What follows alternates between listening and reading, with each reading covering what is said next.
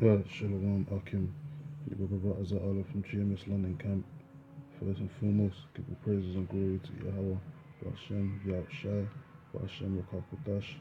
Double honors unto the apostles and elders of GreatMillStone, and blessings into the hopeful elect on the four winds. Just gonna do a quick upload in regards to the super fight that's gonna happen this weekend over there in California, LA, between the two super giants, two kings at war. The Gypsy King, Tyson Fury from the UK, and Deontay Wilder, the Bronze Bomber. It's gonna happen this Saturday on the 1st. I'm sure brothers gonna watch the video and watch the fight. Brothers that are into boxing and all that, as we do. But my main focus is not the actual fight, but this final press conference that they had a few hours back, earlier on tonight or today. In which anytime these two get together, it's always corrosive, man. It's toxic energy. They call it toxic masculinity, but really it's just men being men. You get me? Raw, beastly, not beastly, but raw type Jakes. Just being men. Because Tyson Fury is a Jake. He's from Manchester. I know that Manchester gypsy, but he's a Jake. He's an Israelite anyway. Just looks like a so-called white man. But they call him the Gypsy King as well, so But yeah, man. That so-called toxic masculinity that's pushed out there, that Esau says is toxic. But really, it's just men, being being in that raw state, man. Warrior type state, and that's what that blood sport boxing is all about. It's about men, being warriors. Standing for the integrity and honor and all that kind of stuff. Gladiatorial sports. Battling to the death, but it's not really unto the death in this day and age. It's more for the money and the highlight and the fame and all that fortune and all that BS. But anyway, just to highlight the point that these two Jakes here, that Deontay is just talking to the guy on the left, or he was in front of him, is called Radio Raheem. He's a presenter, or radio sports host, or whatever you want to call it. And basically he made a comment in regards to Deontay, because it was getting a bit confrontational between him and Tyson. Brothers probably watched it and know about it already, but basically the comment came up about slavery, and basically Deontay said, that we're, our people have been enslaved for 400 years and we're still in slavery until this day, which is a true statement, man. Others was making mockery, and then this Radio Raheem, radio host, was basically cooning and asked a stupid question and said to Deontay, which infuriated him basically. That's why you see his face all scrunched up, saying, why, what did you mean by that statement of 400, your people been enslaved or whatever for 400 years? And then Deontay flipped out on him, basically for cooning and saying it's not your people, it's our people, nigger. He left the nigger bit out. Basically, that's what he wanted to say to him. Basically he was cute for asking that stupid question, about to say, all Jakes were enslaved. Negroes, Latinos, and Native Americans, man. He was saying it was your people, like to say it wasn't his people that were enslaved too. So it infuriated or whatever Deontay, and he was basically getting onto him, saying it's not, why would you make ask such a stupid question when you know what it is? We're still in slavery unto this day, and that's true. But you know what it is. You got 2/3 of Jake out there that they want to stay mixed in the sauce. That's they want to stay drunk off that Babylon juice, and don't want to wake up. Deontay even commented and made a statement saying, it's worth a Google. You can go on Google and look up the history. But that's the thing, niggas don't want to read, man. Niggas don't want to look up their history, man. Niggas just want to stay comforted, man, and complacent. Scriptures say that in the book of Isaiah that Jake basically trusts in oppression, man. So the majority of our people in this day and age, they're gonna stay in that lackadaisical lost spirit until the missiles come, man. Like it says in the book of Isaiah 6 chapter 9 verse on down. But I just wanted to quote a few scriptures. Close out. I'm not going to make this too long. But it's a true statement what he said, man. You can't just block out your history.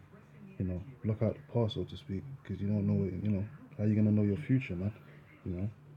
This is Baruch 3 and 8. It says, behold, we are yet this day in our captivity, where thou hast scattered us, and that's by the way of the Most High, the Heavenly Father. He scattered us, and we went into captivity for doing strange works, man, worshipping other idols, following the way of the heathen, basically. going off our ancient forefathers, which is, us today in reincarnation, we fell, you know. This is where thou hast scattered us. That's why we've been scattered around the four winds. That's why you got jigs that look like, coming out looking like Tyson Fury, who's fighting Deontay Wilder, because our people have been scattered around the four winds, so they look like the other nations where they're scattered, man. So it's for a man, for a reproach and a curse. Yeah, there's a reproach and a curse. We've been abased. We've been put below the heathens, man, below our captors, man. Which really they're supposed to be the captives, and we're supposed to be the captors. But that's the curse, from the Heavenly Father. But as it says in the book of Lamentations, the punishment has been basically is basically up. Time for redemption is nigh at hand, man. That's by way of our Lord and Savior Yahweh Shai when He comes to deliver His elect, and to be subject to payments. And that's right, man. Tax everything, VAT, value added tax on everything, man. Even unto this day, it says according to all the iniquities of our fathers. Yeah, that's right. It says which departed from the Lord our power. It says, hear Israel, the commandments of life, give ear to understand wisdom. And the commandments is the commandments of life, because even in the book of Joshua, the Lord said if we kept the laws, as we were supposed to, to the T, basically, we would have great success, and basically, we'd have great success. I think it's Joshua 1st chapter 8th verse.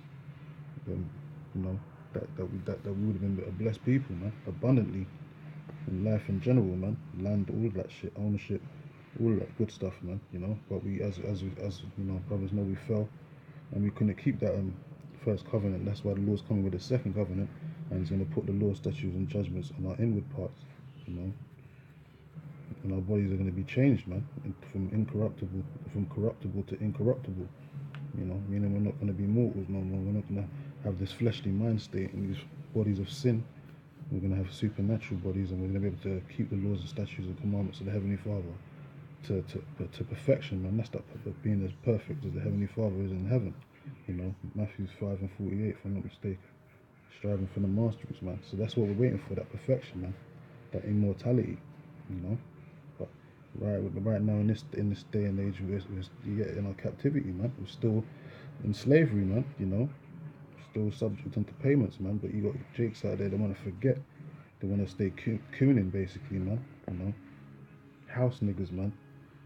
Basically, entangled up in the master's business, which is Esau, the so-called man, the devil that the Bible speaks of. So anyway, I want to jump to next verse, chapter and verse. This is Jeremiah 5:3. It says, O Lord, are not thine eyes upon the truth?